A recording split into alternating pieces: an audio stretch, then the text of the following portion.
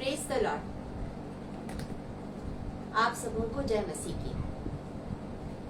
यहोवा ministry UK के page पर हम आपका स्वागत करते हैं। जितने भी लोग जिस भी देश से जुड़े हैं, हर देश के हर लोगों का आने वाले समय में जो इस फेसबुक में जुड़ेंगे, उन सबों का भी हम स्वागत करते हैं और उन सबों के लिए प्रभु यीशु मसीह के नाम से आशीष और कल्याण की घोषणा करते हैं।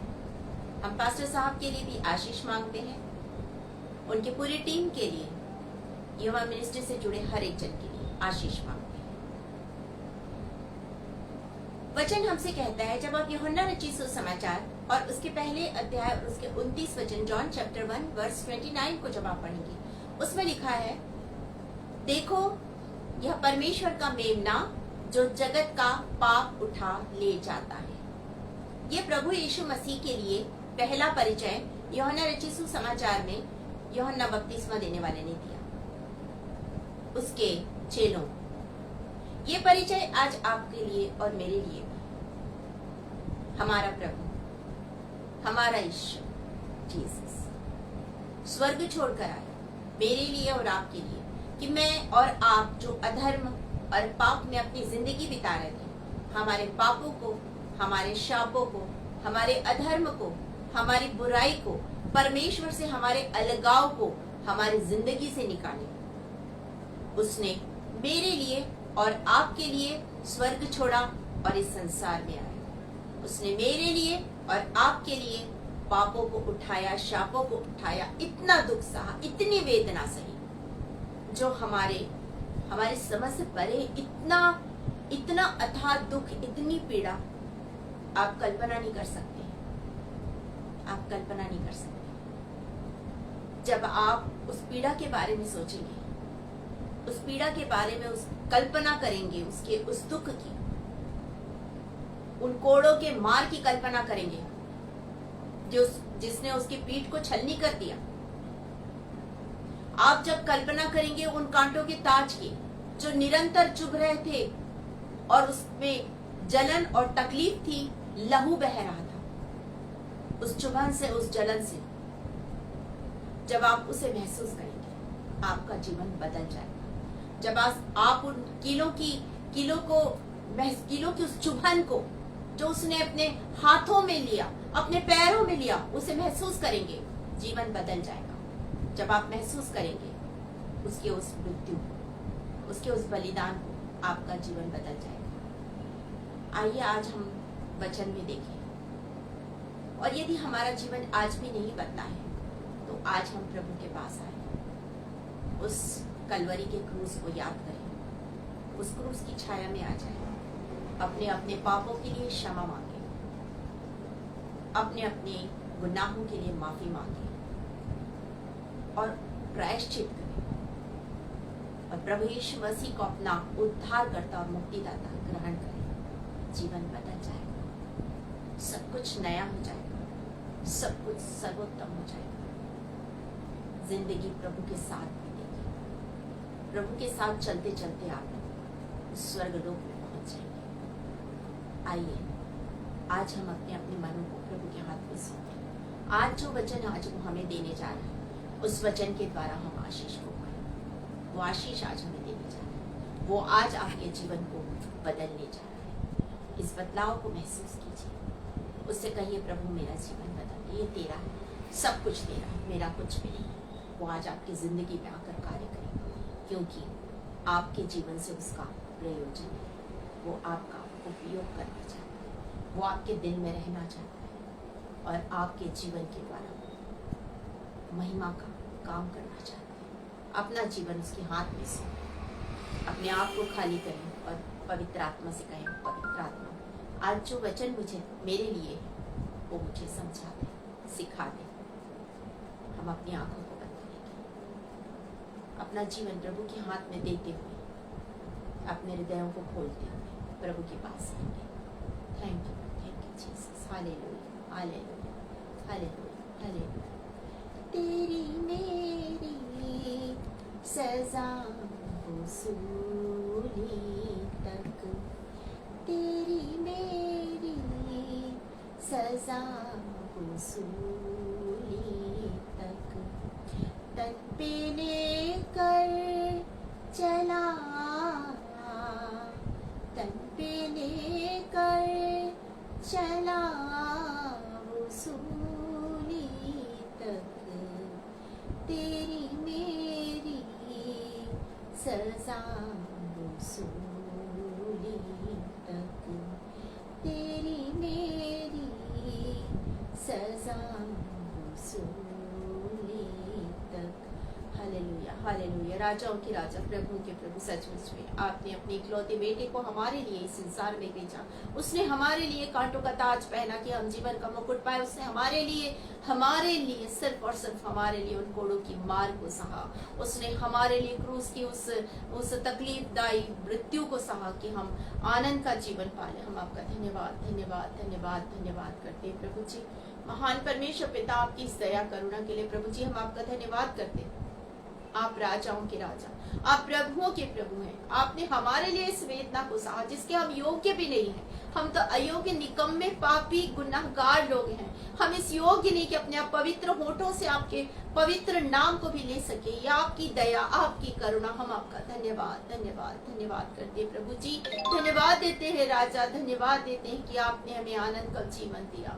जब हम प्रभु जी आप पर विश्वास करते हैं, हम अनंत राज्य के भागी हो जाते हैं। आपका धन्यवाद धन्यवाद धन्यवाद करते हैं। इस समय जितने भी लोग आपके वचन को सुन रहे हैं, आने वाले समय में सुनेंगे, वो चाहे किसी भी तकलीफ में हो, आज उनकी तकलीफों को दूर कीजिए। जो आज पहली बार आपके चरणों के पास आते हैं पिता, उन पर दया कीजिए पिता। जो आज प्रभु यीशु मसीह को अपना उद्धार करता ग्रहण कर रहे हैं खुदा, ओ राजाओं के राजा, प्रभु के प्रभु, उनकी जिंदगी में आज आप कार्य कीजिए पिता। पिता परमेश्वर, उन्हें आप अपने राज्य में उन्हें ले आइए प्रभु। आज हम सब कुछ आपके हाथों में सौंपते हैं पिता परमेश्वर। हमें पूरा विश्वास है राजा कि आज आपकी आशीष को हर एक जन अपनी जिंदगी में महसूस करने पाएगा। आज आपके स्पर्श को लोग महसूस कर सकेंगे, आपकी आवाज को सुन सकेंगे। हम आपका धन्यवाद करते हैं आज के वचन के लिए। मैं अपने आप को शून्य करती हूँ, पवित्र आत्मा की सामर्थ्य से भरकर मेरा उपयोग कीजिए। एक एक शब्द आपकी ओर से हो, एक भी शब्द मेरी ओर से ना हो। धन्यवाद के साथ ये प्रार्थना प्रभु यीशु मसीह के नाम में होकर मांग लेते हैं। सुनिए और दया से ग्रहण कीजिए। आमीन आमीन। आप मेरे साथ निकाल लीजिए लूका रचित सुसमाचार, लूक चैप्टर 23, लूका रचित सुसमाचार 23 अध्याय 23 और उसके वर्ष 34।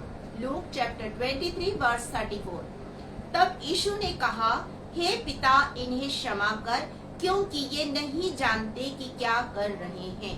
हे पिता, इन्हें क्षमा कर, क्योंकि ये नहीं जानते कि ये क्या कर रहे हैं। आज हम उन 7 वाणियों पर विचार करने जा रहे हैं जो प्रभु यीशु मसीह ने क्रूस पर से कही। और अभी जिस वाणी को हमने पढ़ा, ये वो सबसे पहली वाणी थी जो मेरे लिए और आपके लिए है। ये सारे संसार के लोगों के लिए है और ये है क्षमा का वचन। ये है क्षमा का वचन। आज परमेश्वर ये क्षमा के वचन को हमारे लिए उसने रखा है। प्रभु यीशु मसीह ने इतनी पीड़ा में, इतने तकलीफ में, इतनी परेशानी में, इतने दुख में, इन सारे संसार के लोगों के पापों का बोझ जिसने अपने ऊपर उठाया है, वो प्रभु जो निर्दोष मेमना है, जिसे पाप के बारे में कुछ पता नहीं है, जो पाप नहीं जानता है, आज वो हमारे पापों का बोझ उठाया हुआ है। आज वो मेरे लिए और आपके लिए वो बलिदान का मेमना बन गया है, जिसके ऊपर हमने हमारे सारे संसार के लोगों के पापों का बोझ परमेश्वर ने रख दिया। आज वो उनके लिए बलिदान होने जा रहा है कि लोग पापों से अलग हो जाए, लोग उसके बहाए हुए लहू से धोए जाए और शुद्ध हो जाए। आज वो इस तकलीफ में है, इतना भारी बोझ उठाया है। सोच के देखिए, यदि हमसे कोई गलती हो जाती है, वो हमारे दिल पर कितना बोझ जैसे लगता है। हमें ऐसे लगता है हमसे इतनी बड़ी गलती हो गई, मैं क्या करूं, मुझसे गलती हो गई, हम क्या करें। हम ये सोचते हैं वो तो पूरे संसार के लोगों के पापों का बोझ उठाया था। कितना भारी बोझ है वो। उसने आते ही हमें निमंत्रण दिया, उसने आते ही उन सब जो बोझ उठा के चल रहे थे उन सबों को निमंत्रण दिया। जब आप मत्ती रचित सुसमाचार और उसके 11 अध्याय और उसके 28 वचन को पढ़ेंगे, मैथ्यू चैप्टर 11 और उसके वर्स 28 को पढ़ेंगे, जब उसे देखेंगे तो आप पाएंगे वो किस तरह से न्योता दे रहा है। मैं आपके लिए पढ़ देती हूँ। यहाँ पर लिखा है, सब परिश्रम करने वालों और बोझ से दबे लोगों मेरे पास आओ, मैं तुम्हें विश्राम दूंगा, मैं तुम्हें विश्राम दूंगा। और उसके आगे लिखा, मेरा जुआ अपने ऊपर उठा लो और मुझसे सीखो, क्योंकि मैं नम्र और मन में दीन हूँ और तुम अपने मन में विश्राम पाओगे।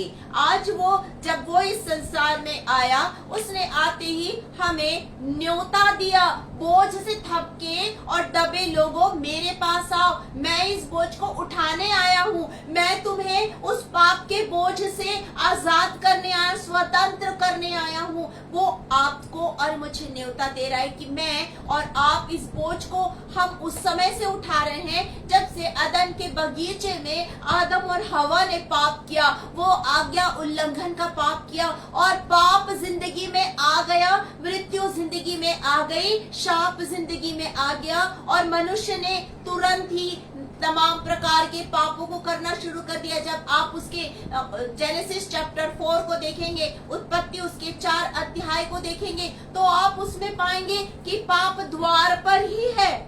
उसमें लिखा है पाप वहां शुरू हो चुका था, पाप उस अदन के बगीचे से निकलने के बाद शुरू हो गया था। मनुष्य के जिंदगी में वो पाप आ गया। मैं आपके लिए उसे पढ़ देती हूँ, उत्पत्ति 4 अध्याय, जेनेसिस चैप्टर 4 और उसके 6 और 7 वर्स को मैं पढ़ रही हूँ।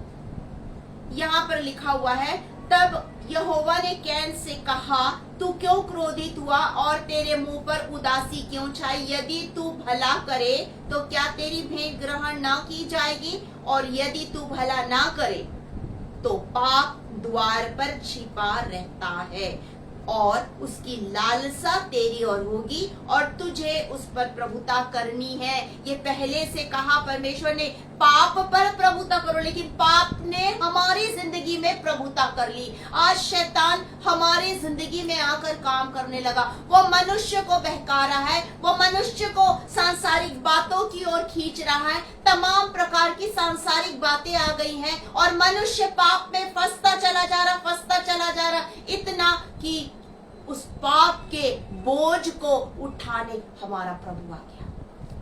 वो आया, उसने उस पाप के बोझ को उठाया, इतने भारी बोझ को, और उठाकर उसने और कुछ नहीं कहा। जब लोग उसका ठट्ठा कर रहे थे, उपहास कर रहे थे, उसे मार रहे थे, उस पर थूक रहे थे, और इतनी ताड़ना, इतना अपमान तो आज किसी का भी नहीं होता है। और हम कहते हैं हमारा उसने अपमान कर दिया।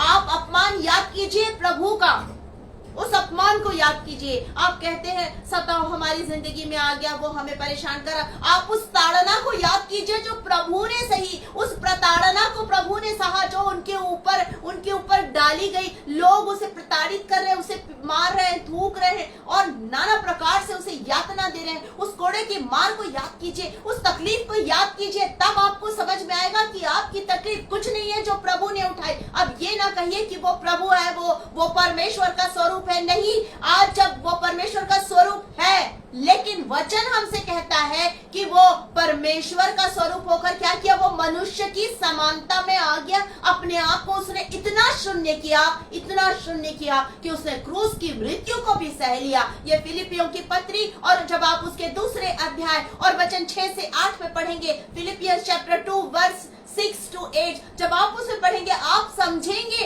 कि वो पूर्ण परमेश्वर है, लेकिन उसके बावजूद वो जब इस संसार में आया, जब उसे भूख लगी, जब उसे प्यास लगी, जब उसे थक गया और नींद आई, वो एक मनुष्य के रूप में था। जब ये कटोरा उसके जिंदगी में आने के पहले वो परेशान था और वो उस तकलीफ में था, उस पीड़ा में था, और वो जब गत्समनी के बाग में प्रार्थना कर रहा है। आप देख लीजिए मेरे साथ लूका रचित सुसमाचार उसका 22 अध्याय, लूक चैप्टर 22 चैप्टर 22 और उसके वर्स 42, हे पिता यदि तू चाहे तो इस कटोरे को मेरे पास से हटा ले, तो भी मेरी नहीं परंतु तेरी इच्छा पूरी हो, तेरी इच्छा पूरी हो। तब स्वर्ग से एक दूत उसको दिखाई दिया जो उसे सामर्थ देता था।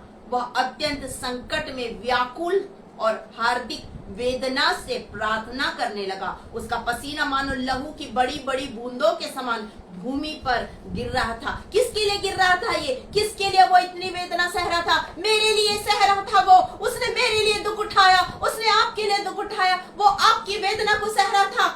सोच के देखिए उस तकलीफ को, सोच के देखिए उसको कि किस तरह वो तकलीफ में था। इस तकलीफ में होने के बावजूद यहाँ पर उसे लोग सता रहे हैं। सैनिकों ने उपहास किया, सबने उसके ऊपर में उसके ऊपर में थूका और नाना प्रकार से उसे अपमानित किया। और वो क्या कह रहा है? क्या वो कह रहा है? वो चाहे तो वो 12 पलटन बुला सकता है, वो बुला सकता है, वो 12 पलटन स्वर्ग से आ जाएगी और सब कुछ खत्म कर देगी। लेकिन नहीं, उसका ये मकसद नहीं था। वो मेरे लिए और आपके लिए पापों को उठा के ले जाने वाला मेमना है।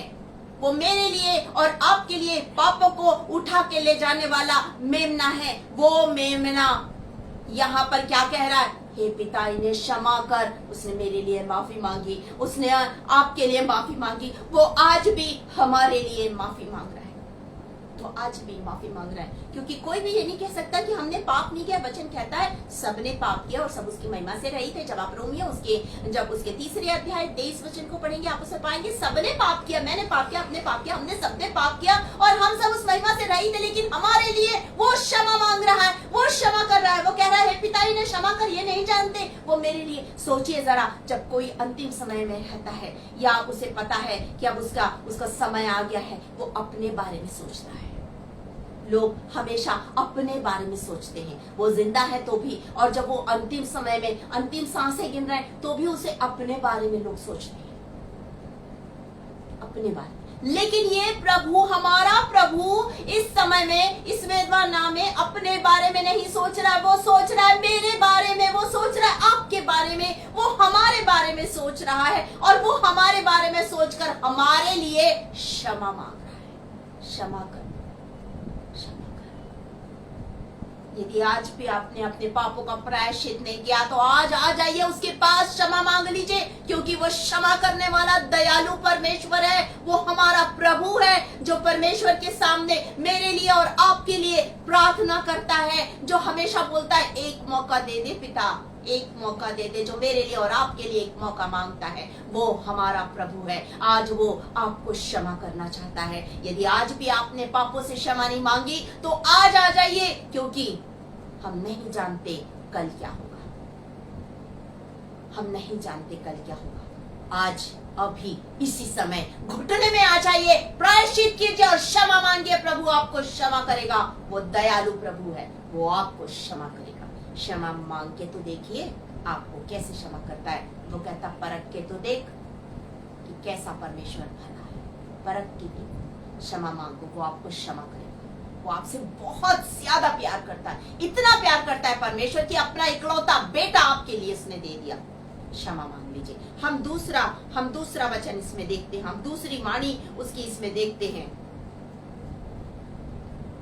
इसी के लूक चैप्टर 23 और उसके वर्स 41 से पढ़ रही हूँ। और हम तो न्यायानुसार दंड पा रहे क्योंकि हम अपने कामों का ठीक फल पा रहे, पर इसने कोई अनुचित काम नहीं किया।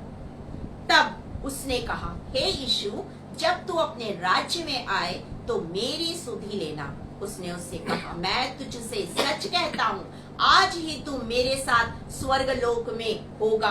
यहाँ हम 3 बातों को पाते हैं। ये वो दूसरी वाणी है जो उसने क्रूस पर से कही कि तू आज ही मेरे साथ स्वर्ग लोक में होगा। ये वाणी के पहले जब हम इसे देखते हैं तो हम इसमें पाते हैं कि वो डाकू, 2 डाकू है जिसमें से एक तो उपहास कर रहा है, लेकिन दूसरा जो डाकू है वो अपने पापों को मान रहा है। वो अपने पापों को मान रहा है। यहाँ पर एक वचन है, यहाँ पे जो मैंने 41 में पढ़ा उसमें लिखा है, हम अपने कामों का ठीक फल पा रहे हैं। यानी उसे पता है मुझसे गलती हो गई, मैं पापी हूं, मैंने पाप किया। वो अपने पापों को यहाँ पर मान रहा है। वो पापों को मानते हुए, प्रायश्चित करते हुए प्रभु से कह रहा है कि उस पर विश्वास करके कि तू आज ही तू अपने राज्य में आए तो मेरी सुधि लेना, मेरी सुधि लेना। हमने पहला वचन देखा, हमने पहली वाणी देखी क्षमा का वचन। हम दूसरी वाणी देख रहे हैं वो है विश्वास और वायदा। विश्वास और वायदा। ये विश्वास जब हम प्रभु पर लाते हैं, जब हम प्रभु पर विश्वास करते हैं तो हमारा घराना उद्धार पाता है। वचन हमसे कहता है, यूहन्ना रचित सुसमाचार उसका 3 अध्याय 16 वचन में लिखा है कि यह सुनहरा वचन हमारे लिए कि परमेश्वर ने जगत से ऐसा प्रेम रखा कि उसने अपना इकलौता पुत्र दे दिया। आगे लिखा हुआ है ताकि जो कोई उस पर विश्वास करे वो नाश ना हो परंतु अनंत जीवन पाए। जब हम उस पर विश्वास करते हैं, अपने पापों का प्रायश्चित करते हैं। इस डाकू ने पहली चीज की अपने पापों को माना, प्रायश्चित किया। दूसरी चीज उसने प्रभु पर विश्वास किया। उसने पापों को माना, प्रायश्चित किया, उसने प्रभु पर विश्वास किया। उसे विश्वास है कि ये हमारे पापों को ले जाने वाला उद्धार करता है। उसने उस उद्धार पर, प्रभु यीशु मसीह पर अपना संपूर्ण विश्वास दिखाया और विश्वास के कारण उसकी जिंदगी में इतनी बड़ी बात हो गई। उसका जीवन पहले कैसा था प्रभु को मतलब नहीं, लेकिन जैसे ही उसने यीशु को उद्धारकर्ता ग्रहण किया उसकी जिंदगी में उद्धार आ गया। उसके जिंदगी में वो स्वर्ग राज्य में पहुंचने का मार्ग उसके लिए खुल गया। प्रभु यीशु मसीह उसके लिए घर बनाने लगा। याद कीजिए जक्कई को, जब आप लूका रचित सुसमाचार के 19 अध्याय को पढ़ेंगे और उसके 9 वचन को पढ़ेंगे तो उसमें लिखा है आज इस घर में उद्धार आया। उस घर में उद्धार कब आया? जब जक्कई ने पश्चाताप किया, जब जक्कई ने प्रायश्चित करते हुए अपना सब कुछ अन्याय के कामों को छोड़ा, अपनी संपत्ति दे दी, अन्याय करके जो फेर लिया उसे चौगुना सब फेर के वापस दे दिया। सोचिए जरा, जैसे ही उसने प्रायश्चित किया उसकी जिंदगी में उद्धार आया। जैसे ही डाकू ने प्रायश्चित किया उसकी जिंदगी में उद्धार आया। जैसे ही आप अपने पापों को मानेंगे, प्रायश्चित करेंगे, उद्धार आपकी जिंदगी में आ जाएगा। और उसका वायदा है कि वो आपको स्वर्ग लोक लेके जाएगा। ये उसका वादा है। जब आप उस पर विश्वास करेंगे वो वादे का पक्का है और वो आपको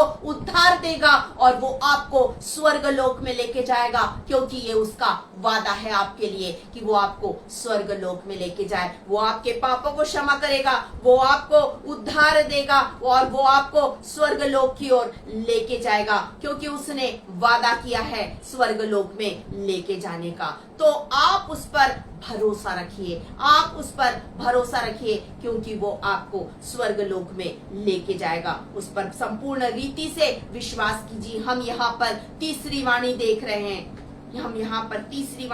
रहे हैं, और ये है लूका रचित सुसमाचार, यूहन्ना रचित सुसमाचार और उसका 19 अध्याय, John chapter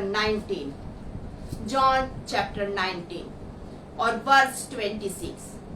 John chapter 19 verse 26। जब यीशु ने अपनी माता और उस चेले को जिससे वह प्रेम रखता था पास खड़े देखा तो अपनी माता से कहा, हे नारी, देख यह तेरा पुत्र है। तब उसने चेले से कहा, यह तेरी माता है। और उसी समय से वह चेला उसे अपने घर ले गया। ये तीसरी वाणी है, और ये तीसरी वाणी है परिवार के प्रति प्रेम और उत्तरदायित्व की। हमने पहली वाणी देखी क्षमा की, हमने दूसरी वाणी देखी विश्वास और वायदे की, हमने तीसरा जो वचन हम देख रहे हैं वो है परिवार के प्रति प्रेम और उत्तरदायित्व का।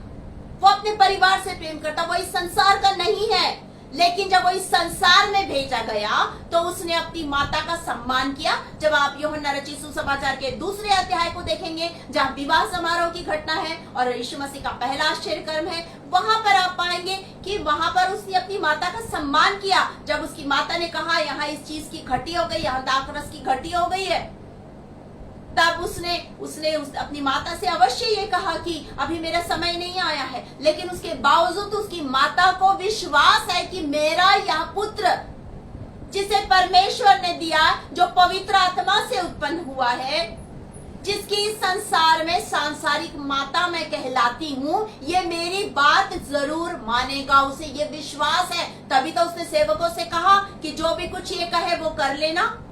ये उसे विश्वास है उसकी माँ को कि ये जरूर होगा। मरियम को ये विश्वास है, और मरियम का ये विश्वास हमेशा बना रहा। वो हमेशा प्रभु यीशु मसीह को देखती रही, वो हमेशा निरंतर प्रभु को देखती रही।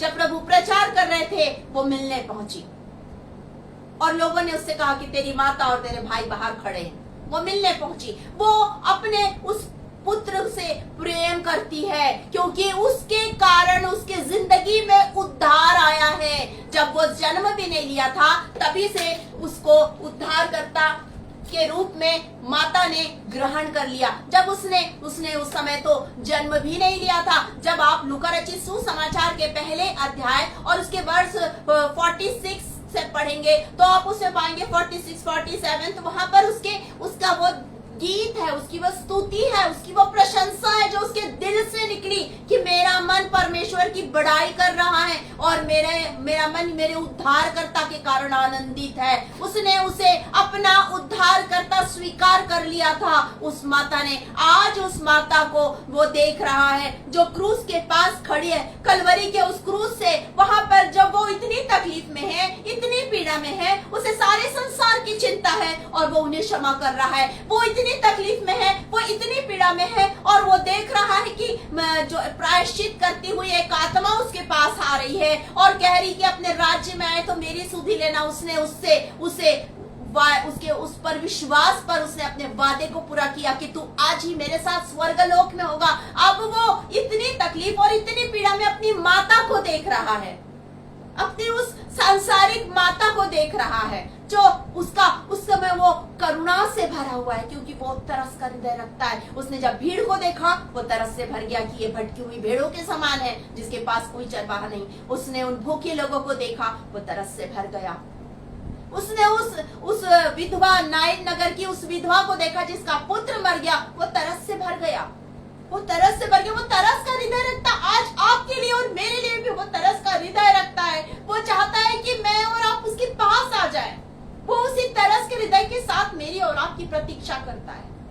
वो हर पल अपनी बाहों को फैला के हमारा इंतजार करता है। यहाँ पर उसने अपनी माता को उसी तरस से देखा, उसका हृदय करुणा से भर गया और उसने अपने उस उत्तरदायित्व को उस अपने प्रिय चेले के हाथ में सौंपा, यूहन्ना के हाथ में उसने दिया कि ये तेरी माता है, और माता से कहा ये तेरा पुत्र है। आज से तेरी सारी जिम्मेदारी ये उठाएगा। अपने उस उत्तरदायित्व को, पहले उठे पन के उस अधिकार को आज मैं इस पर रखता हूँ। अब से ये तेरी चिंता फिक्र करेगा। और आज संसार में देखिए, माता पिता बोझ बन जाते हैं अपने बच्चों पर।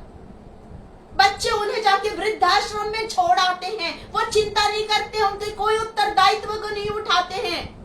उनके उत्तरदायित्व को उठाना है, ये आपका फर्ज है, ये आपका फर्ज है। और प्रभु ने ये करके दिखा दिया है कि हमें माता पिता की चिंता फिक्र करनी है। हमें माता पिता की चिंता फिक्र करनी है। हम प्रभु को धन्यवाद देते हैं और मैं विशेष रूप से धन्यवाद देती हूँ कि प्रभु ने मुझे अवसर दिया कि मैं अपने माँ की, अपने सास की, अपने ससुर की सेवा करने पाई हूँ। और आज भी मेरे साथ वो रहते हैं, क्योंकि मेरा उत्तरदायित्व है, मेरे पति का, हमारा उत्तरदायित्व है कि हम उनकी चिंता फिक्र करें और हम करते हैं उनकी चिंता फिक्र। आज आपसे भी मैं ये कह रही हूँ, जब मैं कर सकती हूँ तो आप भी कर सकते हैं। मेरे अंदर कोई काबिलियत नहीं है, मैं बहुत अच्छी नहीं हूँ, उसके बावजूद मैं चिंता करती हूँ। आप तो बहुत अच्छे हैं। चिंता करिए अपने बुजुर्गों की, अपने माता पिता की, आपको फिक्र करनी है, क्योंकि यीशु मसीह ने यही सिखाया है। उसने वो चिंता की और उसने उस चिंता को, उस परिवार की, उस उत्तरदायित्व को उसने अपने चेले पर डाला और क्या कहा कि आज से ये तेरी माता है। आज से ये तेरी माता है। उसने अपने उस चेले से कहा, उस उत्तरदायित्व को, उस जिम्मेदारी को उसे पूरा करना है, उसे पूरा करना है। और देखिए उस चेले ने क्या किया, और उसी समय से वह चेला उसे अपने घर ले गया। उसने तुरंत उस उत्तरदायित्व को पूरा किया। जो कुछ प्रभु ने कहा उसने तुरंत उस बात को माना, उसने तुरंत उस बात को माना। तो हमने देखा क्षमा का वचन, हमने क्षमा का वचन देखा, हमने देखा विश्वास और वायदे के वचन को, हमने देखा यहाँ पर परिवार के प्रति प्रेम और उत्तरदायित्व के वचन को, जो प्रभु यीशु मसीह ने हमें सिखाया। उस पहलोठे के उस अधिकार को उसने पूरा किया। उसने मुझे और आपको सिखाया कि हमें माता पिता की चिंता फिक्र करनी है, हमें अपने आसपास के लोगों की चिंता फिक्र करनी है। उस चेले के जीवन से हम सीखने पाते हैं, जहां यीशु मसीह ने उस उत्तरदायित्व को दिया, उस चेले ने इनकार नहीं किया, नकारा नहीं कि मैं नहीं करूंगा, तुम्हारी माँ है तो और तुम्हारे भाई लोग हैं ना, तुम्हारे भाई लोग चिंता फिक्र कर लेंगे। नहीं, उसने ऐसा नहीं किया, वरन उसने क्या किया, उस उत्तरदायित्व को स्वीकारा। मतलब ये कि मुझे और आपको आसपास में लोगों को जो तकलीफ में हैं, जो पीड़ा में हैं, हमें उनके साथ खड़े होना है, उनकी चिंता फिक्र करना है। यीशु मसीह ने हमें यही सिखाया है कि हमें दूसरों की चिंता करनी है, हमें अपने अलावा हमें दूसरों से भी प्रेम करना है। और यही तो आज्ञा है कि अपने पड़ोसी से अपने समान प्रेम रख। हमें दूसरों से भी प्रेम करना है, हमें दूसरों की भी चिंता करनी है। यदि आपके दिल में यीशु रहता है तो आपकी आंखें उसकी दृष्टि से सारे संसार को देखेगी। उसकी दृष्टि प्रेम से भरी है, उसकी दृष्टि क्षमा से भरी है, उसकी दृष्टि चिंता फिक्र से भरी है, उसकी दृष्टि दूसरों के दुखों को देखने से भरी है। तो आज उस दृष्टि से आप देखिए और आप पाएंगे कि सचमुच में प्रभु आपकी जिंदगी में है, प्रभु आपके दिल में रहता है। हम यहाँ पर चौथी वाणी की ओर ध्यान देंगे, मत्ती रचित सुसमाचार और उसके 27 अध्याय, मैथ्यू चैप्टर 27 और उसके वर्ष 45 और 46 को मैं पढ़ रही हूँ। यहाँ पे लिखा है, दोपहर से लेकर तीसरे पहर तक उस सारे देश में अंधेरा छाया रहा। तीसरे पहर के निकट यीशु ने बड़े शब्द से पुकार कर कहा, एली एली लमा शबक्तिनी, एली एली लमा शबक्तिनी, अर्थात हे मेरे परमेश्वर तूने मुझे क्यों छोड़ दिया, हे मेरे परमेश्वर तूने मुझे क्यों छोड़ दिया है। ये है चौथी वाणी और ये है परित्याग की वाणी है ये। यहाँ पर परमेश्वर ने उसे छोड़ दिया। क्यों छोड़ा परमेश्वर ने? जब आप उत्पत्ति और उसके तीसरे अध्याय को देखेंगे, जब परमेश्वर ठंडे समय में मनुष्य से मिलने आता है और मनुष्य ने पाप किया, आदम और हवा ने पाप किया, और क्या हुआ, उन्हें अदन के बगीचे से निकाल दिया गया, उन्हें परमेश्वर ने छोड़ दिया। ये पाप, जब मनुष्य के जिंदगी में पाप आता है तो परमेश्वर से वह अलग हो जाता है। और यहाँ तो सारे संसार के लोगों के पापों को प्रभु अपने ऊपर उठाए हुए, सारे संसार के लोगों के पापों को यहाँ पर प्रभु ने अपने ऊपर उठाया है, यहाँ पर प्रभु ने अपने ऊपर उठाया है। और जब आप भजन संहिता की पुस्तक साम चैप्टर 22 वर्स 1 को देखिए, यहाँ पर क्या लिखा है। ये वचन जो पहले से ही निश्चित था वो पूरा हुआ। यहाँ पर लिखा है, हे मेरे परमेश्वर तूने मुझे क्यों छोड़ दिया, हे मेरे परमेश्वर तूने मुझे क्यों छोड़ दिया। तू मेरी पुकार से और मेरी सहायता करने से क्यों दूर रहता है, तूने मुझे छोड़ दिया। अब तक जब तक वो निर्दोष मेमना है, परमेश्वर उसके साथ है। वो जो भी कार्य कर रहा, परमेश्वर उसके साथ है, हर पल परमेश्वर उसके साथ। लेकिन जैसे ही उसने पाप को उठाया, पवित्र परमेश्वर दूर हो गया। जैसे उसने मेरे और आपके पापों को, अधर्म को, बुराई को उठा लिया, पवित्र परमेश्वर उससे दूर हो गया। वो अपने आप को उसने छिपा लिया, क्योंकि पवित्र परमेश्वर पाप बर्दाश्त नहीं कर सकता। याद रखिएगा, पाप बर्दाश्त नहीं कर सकता है। पाप के कारण ही उसके पहले सोचिए, आदम और हवा तो परमेश्वर का आमने सामने मुख देखते थे ना, वहीं रहते थे, लेकिन जैसे ही पाप आया वो डर गया, वो छिप गया, वो डर गया और छिप गया। और परमेश्वर ने उससे कहा, क्या तूने उस फल को खाया, उस आज्ञा को तोड़ा, और अब शाप आ गया, अब पाप आ गया, अब मृत्यु आ गई और परमेश्वर से अलगाव हो गया, मनुष्य परमेश्वर से दूर हो गया। अब परमेश्वर का मुख पर मनुष्य नहीं देख सकता है। मूसा ने कहा, मुझे अपना तेज दिखा। परमेश्वर ने कहा, तू मेरे मुख का दर्शन नहीं करने पाएगा। मुख का दर्शन कोई भी नहीं करने पाएगा, जबकि मूसा तो चुना हुआ है, मूसा जिसे परमेश्वर ने चुना है अपने काम के लिए। आप जब निर्गमन और उसके 33 को देखिए, निर्गमन 33 और उसके वर्ष 18 से पढ़ रही हूँ। मूसा ने कहा, मुझे अपना तेज दिखा। उसने कहा, मैं तेरे सम्मुख होकर चलते हुए तुझे अपनी सारी भलाई दिखाऊंगा और तेरे सम्मुख यहोवा नाम का प्रचार करूंगा, और जिस पर मैं अनुग्रह करना चाहूं उसी पर अनुग्रह करूंगा, और जिस पर दया करना चाहूं उसी पर दया करूंगा। फिर उसने कहा, तू मेरे मुख का दर्शन नहीं कर सकता है, क्योंकि मनुष्य मेरे मुख का दर्शन करके जीवित नहीं रह सकता। क्यों जीवित नहीं रह सकता है? क्योंकि मनुष्य पापी है, मनुष्य ने पाप किया। आदम और हवा तब तक दर्शन करते थे परमेश्वर के मुख का जब तक उनकी जिंदगी में पाप नहीं था, लेकिन जैसे ही उनकी जिंदगी में पाप आया, परमेश्वर उनसे अलग हो गया, वो परमेश्वर से अलग कर दिए गए, वो अदन के बगीचे से बाहर निकाल दिए गए। पाप में डूबा मनुष्य कभी भी परमेश्वर के मुख का दर्शन नहीं कर सकता है। इसीलिए तो वो एक पर्दा है, जिस पर्दे में की आड़ में सारे लोग रहते हैं, और उस परम पवित्र स्थान पर जहां पर परमेश्वर की उपस्थिति रहती है, वहां पर जहां पर परमेश्वर का तेज रहता है, वहां पर कोई नहीं जा सकता। उस पवित्र परम पवित्र स्थान में कोई भी नहीं जा सकता था, क्योंकि वहां पर परमेश्वर की उपस्थिति। और याजक, महायाजक जब उस स्थान में जाता था तो पहले अपने पापों के लिए वो बलिदान करता था, क्षमा मांगता था, और क्षमा मांगने के बाद ही उस स्थान में जाता था।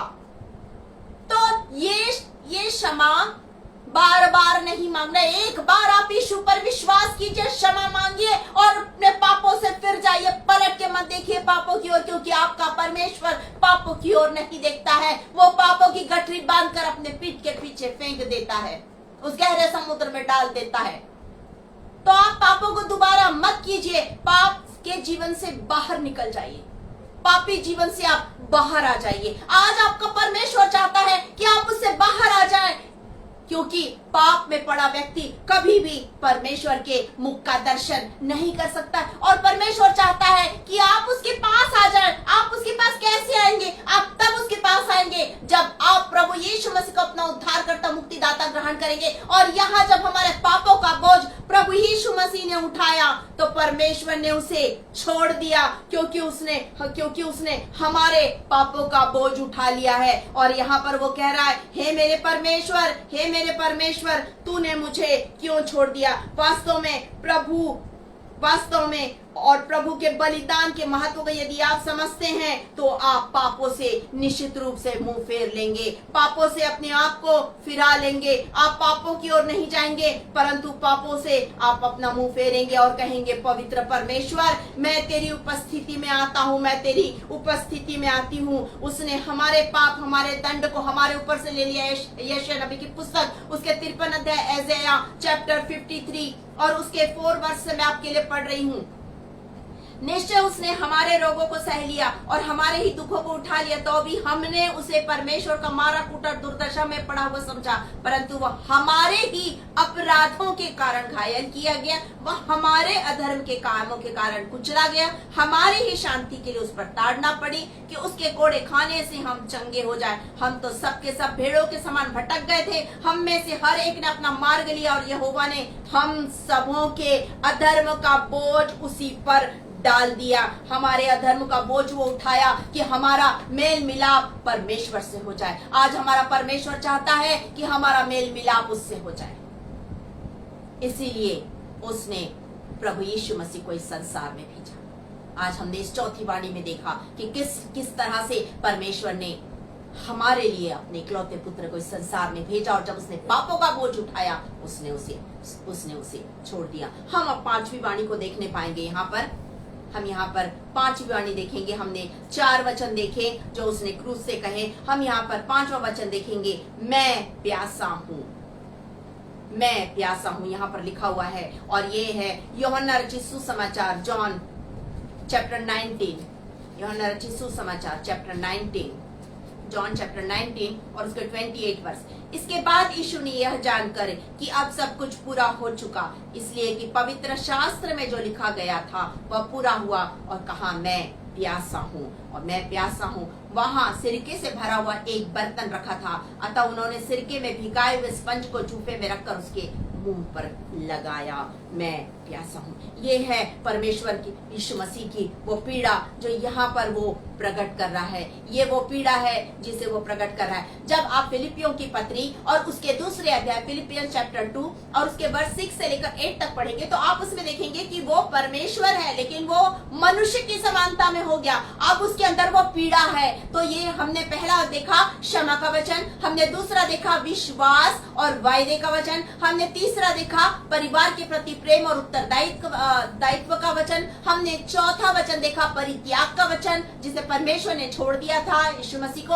हम 5वां देख रहे हैं पीड़ा का वचन। उस अथाह वेदना, उस पीड़ा को सोचिए, महसूस कीजिए। वो पूरा रात यहाँ से वहां घुमाया जा रहा है, उसे यहाँ से वहां वो घूम रहा है, उसे इधर से उधर लेके जा रहे हैं, इसके पास, कभी कैफा महायाजक के पास, कभी पिलातुस के पास, उसको यहाँ से वहां तक रात भर उसको तकलीफ दी, रात भर उसको मारा पीटा गया, उसको पर उसने कोड़े की मार सही, उसने कांटों का ताज सहा। आप उसको सहन करके देखिए, आपको थोड़ी सी सुई भी चुभ जाती, कितनी तकलीफ होती। वो तो इतनी पीड़ा में है, इतनी पीड़ा में, इतनी वेदना में है। वो इस समय मनुष्य के रूप में कह रहा है मैं प्यासा हूँ, क्योंकि वो पीड़ा में है, वो तकलीफ में है। वो थक गया था, और वो जब नाव जा रही थी वो थक गया और वो नाव के पिछले हिस्से में जाकर सो गया।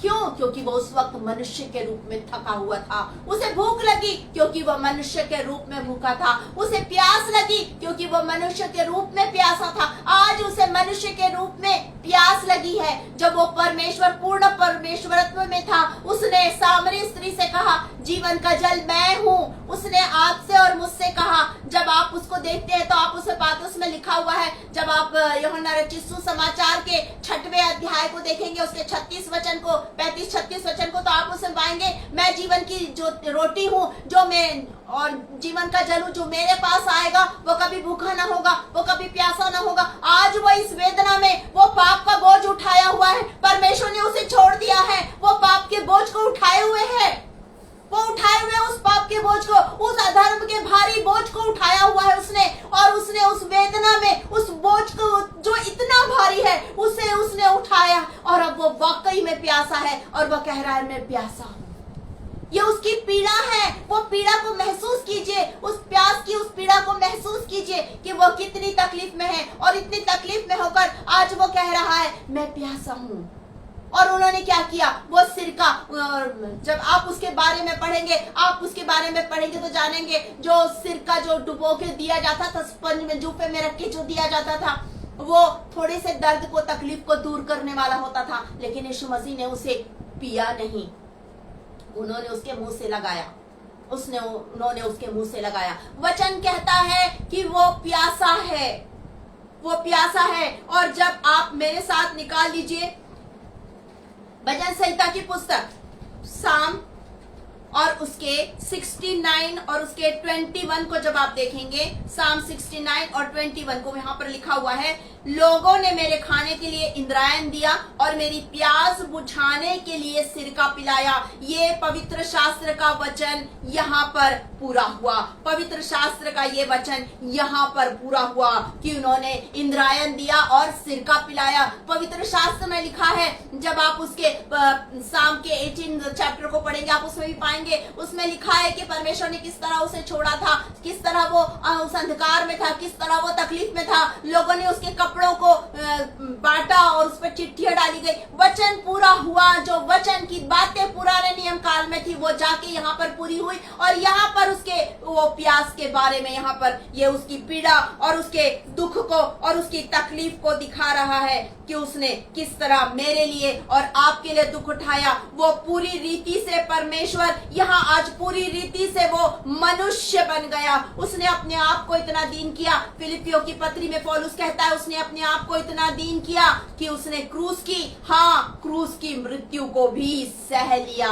उसने क्रूस की मृत्यु को भी सह लिया। यहाँ पर ये वचन पूरा होता है कि वो प्यासा है और जैसे ही उसने कहा कि वो प्यासा है और उसके बाद में वो सारे अधर्म सारे पाप का जब बोझ उठाया और उसके बाद उसने देखा कि मैंने सारा काम पूरा कर दिया।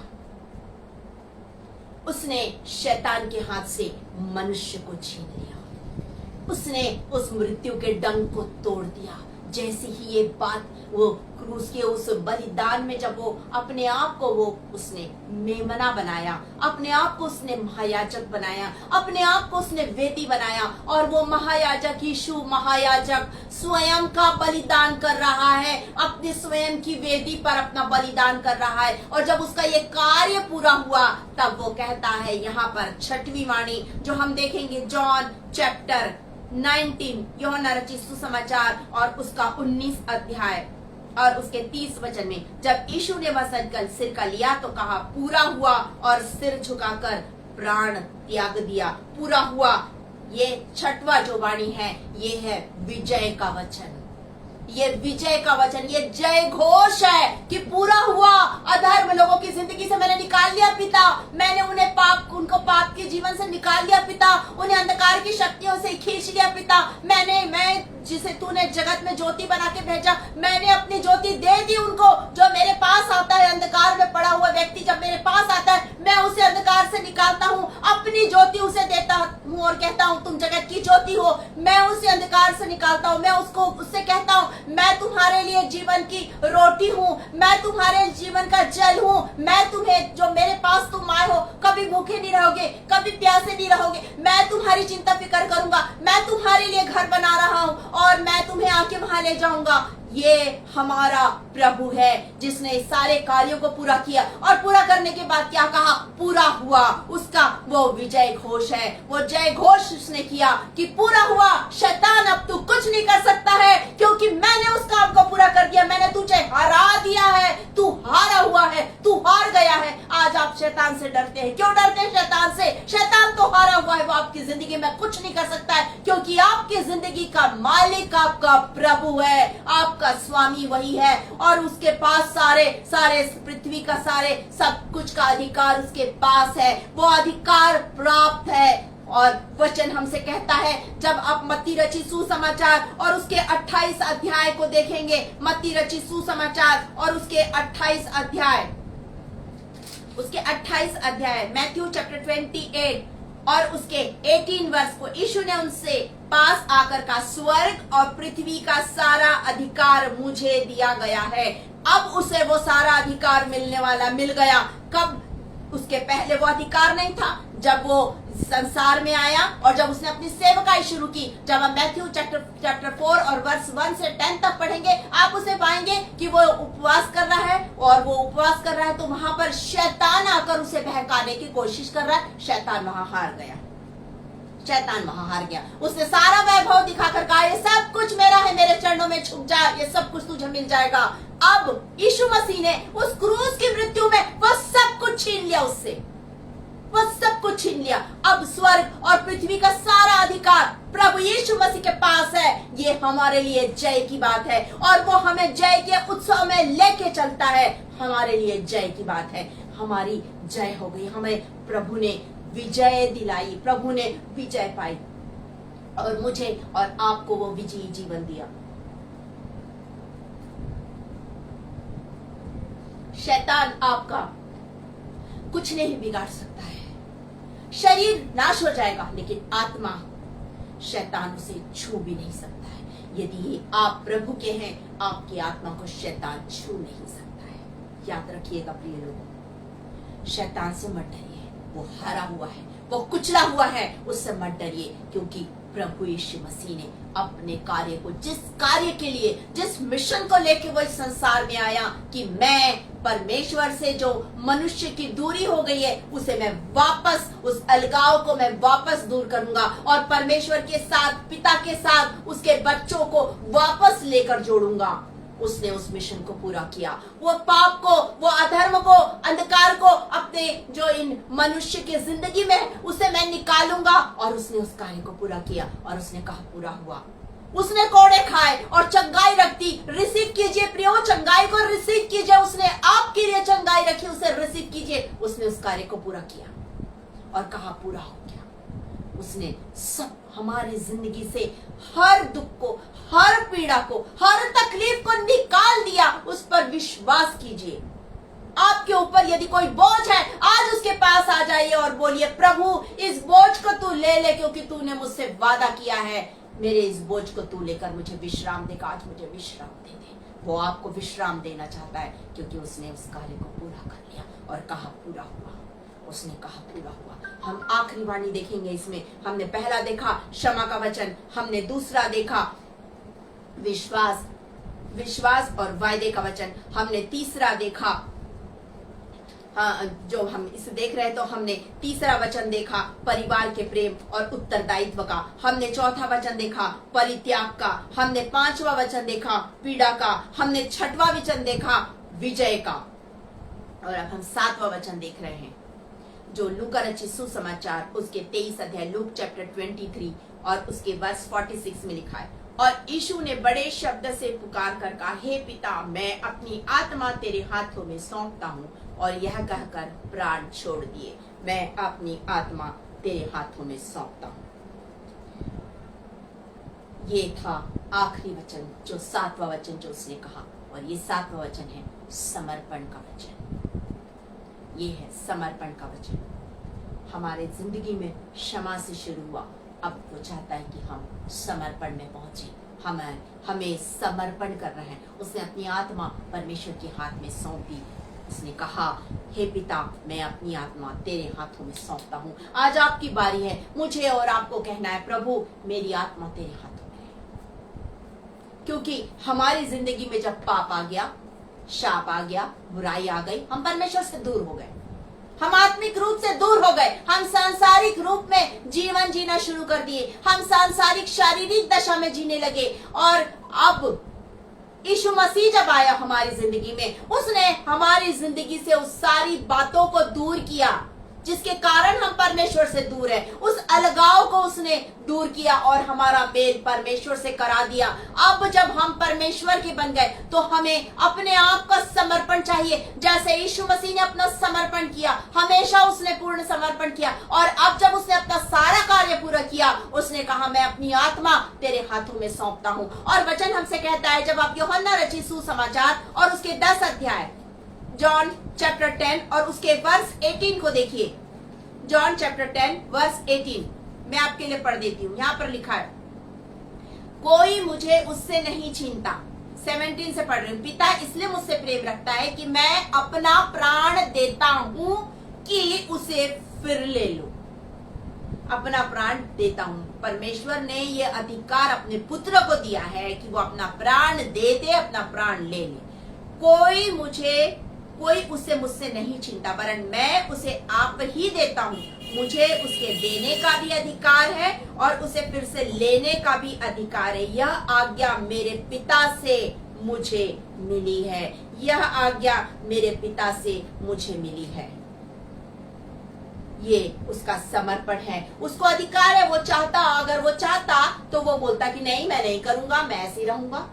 लेकिन नहीं, उसके पास एक मिशन है हमें बचाने का। उसने अपने इस मिशन को पूरा किया और कहा पूरा हुआ। उसने इस मिशन को पूरा किया और कहा बस अब मेरा सारा कार्य पूरा हुआ। पिता, अब मैं तेरे पास आ रहा हूँ, मेरी आत्मा को तू स्वीकार कर, मैं आ रहा हूँ तेरे पास। उसने अपने आप को परमेश्वर के हाथ में सौंप दिया। आज मेरी बारी है, हमें अपने आप को परमेश्वर के हाथ में समर्पण करना है। वो हमारे जीवन का स्वामी। जिस दिन आप अपना समर्पण करेंगे, पूर्ण समर्पण करेंगे, अपने पूरे मन से, अपने सारे हृदय से, जिस दिन आप अपना पूर्ण समर्पण करेंगे, उसी दिन से प्रभु आपका परमेश्वर पिता, आपका स्वामी, आपका मालिक, आपका सब कुछ हो जाएगा। आपके जीवन को वो चलाएगा। और जिस दिन आप इस संसार को छोड़ेंगे, आप परमेश्वर की आत्मा जो आपके अंदर है, जब मनुष्य को उसने बनाया तो क्या कहा, हम अपने स्वरूप में मनुष्य को बनाए। जब आप उत्पत्ति के पहले अध्याय 26-27 वचन को पढ़ेंगे, आप उसमें पाएंगे, जेनेसिस चैप्टर 1 वर्स 26-27 को पढ़ेंगे, आप उसमें पाएंगे, और तब उसने मनुष्य को बनाया। और वचन कहता है उसने अपनी आत्मा दी, अपनी श्वास दी, और मनुष्य जीवता प्राणी बन गया। ये आत्मा वापस परमेश्वर के पास जानी है। इस आत्मा को वापस परमेश्वर के पास जाना है, क्योंकि ये आत्मा परमेश्वर की है जो उसने हमें दी है। ये आत्मा को वापस परमेश्वर के पास जाना है। तो जब परमेश्वर के पास इस आत्मा को वापस जाना है, तो जब तक हम अपना समर्पण नहीं करेंगे, तब तक ये हमारी आत्मा कैसे परमेश्वर के पास जाएगी। मैं आपके लिए एक वचन पढ़ देती हूँ, समोपदेशक की पुस्तक, समोपदेशक की पुस्तक और उसके 12 अध्याय और उसके 7 वचन में लिखा है, तब मिट्टी ज्यों की त्यों मिट्टी में मिल जाएगी और आत्मा परमेश्वर के पास जिसने उसे दिया लौट जाएगी। ये आत्मा जो परमेश्वर ने दी है, ये वापस परमेश्वर के पास लौटने वाली है। और इस बात को यहाँ पर प्रभु यीशु मसीह ने प्रकट किया कि मैं अपनी आत्मा तेरे हाथों में सौंपता हूँ। आप अपने आप को प्रभु के हाथ में सौंप दीजिए। अपने देह, अपने प्राण, अपनी आत्मा, ये देह पवित्र आत्मा का मंदिर है। याद रखिएगा, जिस दिन आप प्रभु को, अपना यीशु मसीह को अपना उद्धारकर्ता, मुक्तिदाता ग्रहण करेंगे और कहेंगे प्रभु मेरा जीवन तेरा है, मेरा सब कुछ तेरा है, उस दिन से वो आपके दिल में आएगा। आपके दिल को वो पवित्र आत्मा का मंदिर बनाएगा, आपके देह को वो पवित्र आत्मा का मंदिर बनाएगा और इसके अंदर वो वास करेगा। वो इसके अंदर वास करेगा हमेशा हमेशा के लिए। और जब आपका इस संसार का समय खत्म हो जाएगा, तब वो आपका जो शरीर है वो मिट्टी में मिल जाएगा, लेकिन ये आत्मा परमेश्वर के पास वापस चली जाएगी, क्योंकि ये परमेश्वर के पास से आई है और ये आत्मा वापस परमेश्वर के पास जाएगी। तो हमें अपने आप को परमेश्वर के हाथ में सौंपना है। वो हमारा प्रभु है। वो आज आपके दिल के दरवाजे पर दस्तक दे रहा है। वो आपके दिल में आना चाहता है। वो हमेशा हमेशा के लिए आपकी जिंदगी में आकर रहना चाहता है। और मैं वचन एक पढ़ रही हूं आपके लिए, प्रकाशित वाक्य की पुस्तक, रेवलेशन चैप्टर 3, प्रकाशित वाक्य की पुस्तक, रेवलेशन चैप्टर 3 और उसके वर्स 20, देख मैं द्वार पर खड़ा हुआ खटखटाता हूँ, यदि कोई मेरा शब्द सुनकर द्वार खोलेगा तो मैं उसके पास भीतर आकर उसके साथ भोजन करूंगा और वह मेरे साथ। और उसके आगे एक बहुत बड़ी आशीष लिखी है, जो जय पाए मैं उसे अपने साथ अपने सिंहासन पर बैठाऊंगा, जैसे मैं भी जय पाकर अपने पिता के साथ उसके सिंहासन पर बैठ गया। जिस दिन आप अपने आप का पूर्ण समर्पण करेंगे, जिस दिन आप अपने आप को प्रभु के हाथ में सौंप देंगे, उस दिन प्रभु आपकी जिंदगी में आ जाएगा और ये जीवन आपका प्रभु का होगा। ये जीवन आपका प्रभु का होगा और वो आपको एक खूबसूरत इनाम देगा। क्या आप तैयार हैं? यदि आप तैयार हैं, अपना जीवन आज उसके हाथ में सौंप दीजिए। अपने आप को उसके हाथों में सौंप दीजिए। आज वो आपका इंतजार कर रहा है। जीवन का कोई भरोसा नहीं है। आज अपना जीवन उसके हाथ में दे दीजिए। वो आज आपकी जिंदगी में आकर कार्य करना चाहता है। Thank you Jesus. Hallelujah, hallelujah, hallelujah. Thank you Jesus. Hallelujah, hallelujah. आपका धन्यवाद करते हैं खुदा। ओ थैंक यू जीसस।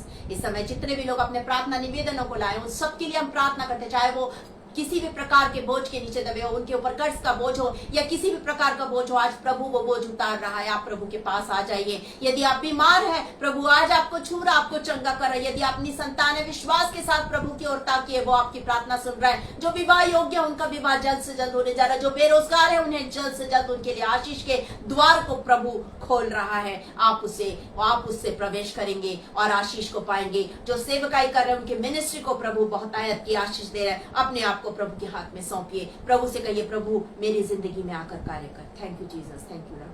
क्या पा लिया दुनिया से तू, ए मुसाफिर सोचो जरा, मंजिल तेरी जाना कहाँ, पहुँचे कहाँ तू, अंत में क्या पा लिया दुनिया से तू। सचमुच हमने दुनिया से कुछ नहीं पाया, लेकिन हमारे लिए स्वर्ग में एक बहुत बड़ा फल रखा हुआ है। स्वर्ग में हमारे लिए घर बन रहा है, जहां हम परमेश्वर का दर्शन करने पाएंगे, जहां हम प्रभु यीशु मसीह के साथ रहेंगे, जहां हम स्वर्गदूतों के साथ मिलकर स्तुति प्रशंसा करने पाएंगे। प्रभु ऐसे जीवन के लिए हम धन्यवाद धन्यवाद धन्यवाद करते हुए इस समय हम सारे के सारे लोग, जितने भी देशों के लोग इस समय जुड़े, उन सारे देशों के लोगों के साथ इस समय हम आपके चरणों के पास आते हैं, आपका धन्यवाद करते राजा, आज के दिन, आज के समय के लिए, दिन, इस समय जो आपने हमारे लिए निर्धारित किया, आपका धन्यवाद करते हैं। आज के वचन के लिए धन्यवाद करते होने दीजिए पिता की ये सातों वाणी हमारे जीवन को परिवर्तित कर सके पिता, हमारी लाइफ चेंज हो जाए। प्रभु हम आपका धन्यवाद देते हैं, धन्यवाद देती हूँ राजा, जब मैंने अपने आप को शून्य किया, आपने मुझे आत्मा की सामर्थ्य से भरकर मेरा उपयोग किया। आज जितने भी प्रार्थना निवेदन आपके पास आए हैं पिता, उन सबों के लिए हम आशीष मांगते हैं, उन सबों के लिए हम चंगाई मांगते हैं, उन सबों के बोझ को उतार दीजिए, उन सबों के लिए आशीष के द्वारों को खोल दीजिए पिता। आपका धन्यवाद धन्यवाद धन्यवाद करते, प्रार्थना यीशु मसीह के नाम में होकर मांग लेते, सुनिए और दया से ग्रहण कीजिए। आमीन आमीन। आप सबों को एक बार फिर से जय मसीह की, हम आशीष ग्रहण करेंगे। परमेश्वर तुम्हें आशीष दे और तुम्हारी रक्षा करे, परमेश्वर अपने मुख का प्रकाश तुम पर चमकाए और तुम्हें शांति दे। अब हमारे परमेश्वर पिता का प्रेम, प्रभु यीशु मसीह का अनुग्रह और पवित्र आत्मा की संगति और सहभागिता यीशु मसीह के दोबारा आगमन तक आप सबों पर बनी रहे। आमीन। जय मसीह।